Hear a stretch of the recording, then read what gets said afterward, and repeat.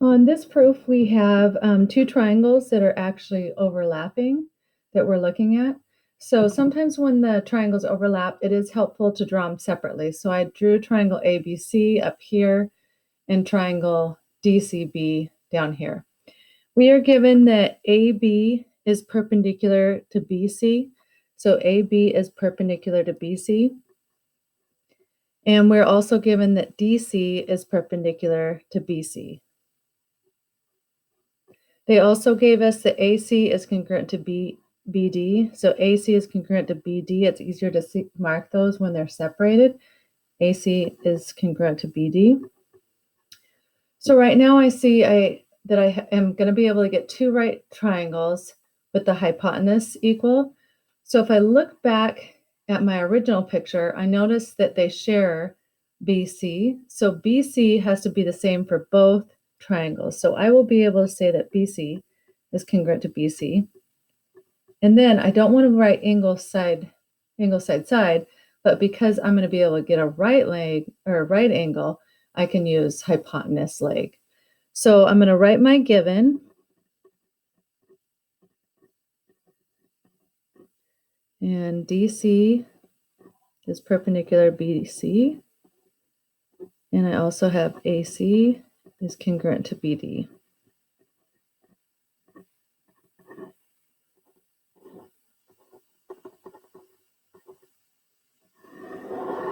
Because I've planned out that I'm going to use hypotenuse leg, all I have to do is say that this angle and this angle are both right angles. So I don't have to say they're congruent. So angle ABC and angle DCB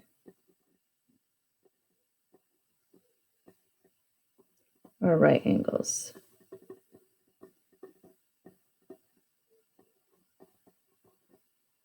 And that's definition of perpendicular lines.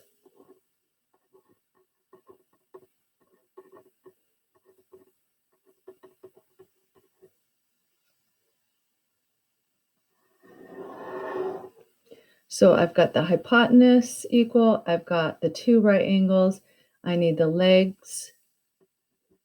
So the legs are BC is congruent to BC, reflexive.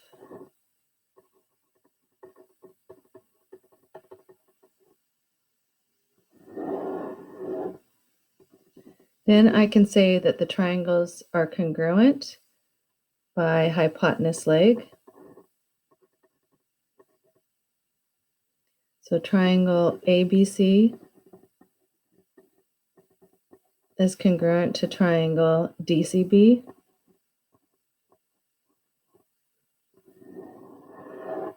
And if the triangles are congruent, then all 6 parts, I'm trying to prove that AB is congruent to DC.